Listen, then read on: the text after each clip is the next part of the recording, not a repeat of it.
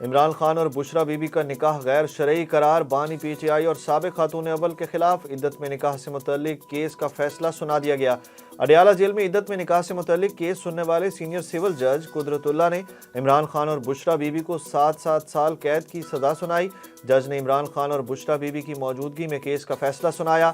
عدالت نے بانی پی ٹی آئی اور بشرا بی بی کو 5 لاکھ روپے جرمانہ بھی عائد کیا۔ گزشتہ روز 14 گھنٹے کی طویل سماعت کے بعد جج قدرت اللہ نے عدت میں نکاح سے متعلق کیس کا فیصلہ محفوظ کیا تھا۔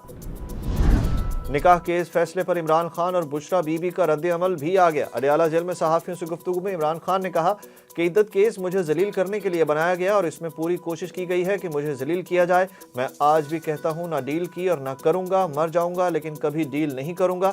ان کا کہنا تھا کہ اڈیالہ جیل میں ڈیل کی پیشکش کی گئی تھی کہ 3 سال خاموش رہوں، پیچھے ہٹ جاؤں، بنی گالا بیٹھ جاؤں۔ نواز شریف کو سپریم کورٹ نے نااہل کیا، جے آئی ٹی بنی لیکن سب کیسز ختم کر دیے گئے۔ بشرا بی بی نے فیصلے پر اڈیالہ جیل میں کہا کہ آج کا فیصلہ ابلیس کا فیصلہ ہے، یہ غیرت اور بغیرتی کی جنگ ہے، فیصلہ عوام کو کرنا ہے۔ عدت کا معاملہ قرآن مجید میں واضح ہے، میرے رب نے قرآن پاک میں عدت سے متعلق پہلے ہی بتا دیا ہے۔ پی ٹی آئی کا عمران خان اور بشرا بی بی کے خلاف فیصلے کو ہائی کورٹ میں چیلنج کرنے کا فیصلہ۔ بیرسٹر گوہر نے کہا کہ سزا کے خلاف اسلام آباد ہائی کورٹ میں اپیل دائر کریں گے۔ عدالت سے جس کی توقع کی جا رہی تھی وہی ہوا۔ اس کیس کا کوئی سر اور پیر نہیں، کیس میں قانونی تقاضے پورے نہیں ہوئے۔ ان کا کہنا تھا کہ پہلی بار ایسا ہو رہا ہے جس کی حکومت سازش سے ختم ہوئی اس کا ٹرائل ہو رہا ہے۔ پہلی بار کسی جماعت کی لیڈرشپ اور رہنما جیل میں ہے، سیاسی مقاصد کے لیے ذاتی زندگیوں میں جھانکا جا رہا ہے۔ کارکنان تحمل کا مظاہرہ کریں۔ عدالت کی جانب سے زبانی فیصلہ سنایا گیا، کاپی نہیں دی۔ فیصلہ سیاسی مقاصد اور کردار کشی کے لیے ہے۔ 9 مئی کی پلاننگ شیخ رشید نے 6 مئی کو لال حویلی میں کی۔ واسق قیوم اور صداقت عباسی، بانی P T I Imran Khan اور عوامی مسلم لیگ کے سربراہ شیخ رشید کے خلاف 9 مئی مقدمات میں وعدہ معاف گواہ بن گئے۔ ذرائع کا بتانا ہے کہ سابق اسپیکر پنجاب اسمبلی واسق قیوم، سابق ممبر قومی اسمبلی صداقت عباسی اور عمر تنویر بٹ نے عدالت میں 154 کا بیان ریکارڈ کرا دیا۔ قومی اسمبلی کے حلقہ این 53 میں پی ٹی آئی کے حمایت یافتہ امیدوار اجمل صابر بھی شیخ رشید کے خلاف وعدہ معاف گواہ بن گئے۔ اپنے بیان میں کہا کہ 9 مئی واقعات کی پلاننگ شیخ رشید، راجہ بشارت، راشد شفیق، اعجاز خان، راشد حفیظ اور عمران خان کی ایما پر کی گئی۔ اے ٹی سی نے عمران خان، شیخ رشید اور راشد شفیق کو 6 فروری کو طلب کر لیا۔ الیکشن سے چند روز قبل عوام پر بجلی بم گرا دیا گیا، فی یونٹ 4 روپے 56 پیسے مہنگا۔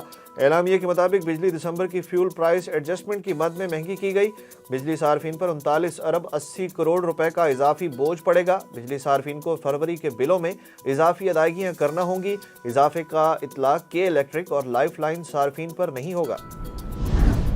کچھ لوگ سوشل میڈیا پر طوفان بدتمیزی مچا کر کہتے ہیں یوتھ ان کے ساتھ ہے، یہ دھرنے دے رہے تھے، ہم کام کر رہے تھے۔ نواز شریف کی پی ٹی آئی پر تنقید، بولے پاکستان کی اصل یوتھ یہ ہے جو ہمارے ساتھ ہے۔ گجرانوالہ میں نون لیگ کے انتخابی جلسے سے خطاب کرتے ہوئے قائد نون لیگ نے کہا کہ ہم لوگ اس وقت تک چین سے نہیں بیٹھیں گے جب تک پاکستان مستحکم نہیں ہو جاتا۔ جلسے سے خطاب میں مریم نواز نے کہا کہ وائرل بیماری ہمیشہ کے لیے ختم ہو گئی ہے، نواز شریف چوتھی بار وزیر اعظم بنیں گے۔ ایک شخص خود کو چوتھی بار وزیر اعظم مسلط کرنے کی کوشش کر رہا ہے، بلاول بھٹو کی نواز شریف پر تنقید۔ چھاچھروں میں جلسے سے خطاب کرتے ہوئے چیئرمین پیپلز پارٹی کا کہنا تھا کہ میاں صاحب نے غلط بیانی کی کہ تھرکول منصوبہ انہوں نے دیا، اگر تھرکول منصوبہ نواز شریف نے شروع کیا ہوتا تو وہ یہاں جلسہ کرتے۔ 8 فروری کو تیروں کی بارش ہوگی۔ الیکشن کے بعد پی ٹی آئی کے کامیاب امیدوار ایک اتحادی پارٹی کو جوائن کر لیں گے۔ پی ٹی آئی کے سیکریٹری اطلاعات رؤف حسن نے پارٹی کے پلان ڈی کا انکشاف کر دیا۔ انہوں نے بتایا کہ اس سلسلے میں 3 پارٹیاں ان کی نظر میں ہیں اور ان پارٹیوں سے اس سلسلے میں بات چیت بھی ہو چکی ہے۔ صحافیوں سے بات چیت کرتے ہوئے ان کا کہنا تھا کہ کئی ممالک کے سفارت خانوں نے یقین دلایا ہے کہ ملک میں الیکشن فری اینڈ فیئر ہوں گے۔ انہوں نے تحریک انصاف کے ملتوی شدہ انٹرا پارٹی انتخابات جلد کرانے کا اعلان بھی کر دیا۔ محکمہ داخلہ پنجاب نے سانحہ 9 مئی کو ریاست کے خلاف جنگ قرار دے دیا۔ محکمہ داخلہ پنجاب نے سانحہ 9 مئی کی مفصل رپورٹ حکومت پنجاب کو جمع کرا دی۔ قائمہ کمیٹی برائے لا اینڈ آرڈر نے سانحہ 9 مئی کی رپورٹ کی توثیق کر دی۔ رپورٹ کو قوانین کے مطابق اب سرکاری دستاویزات کا باقاعدہ حصہ بنا دیا گیا ہے۔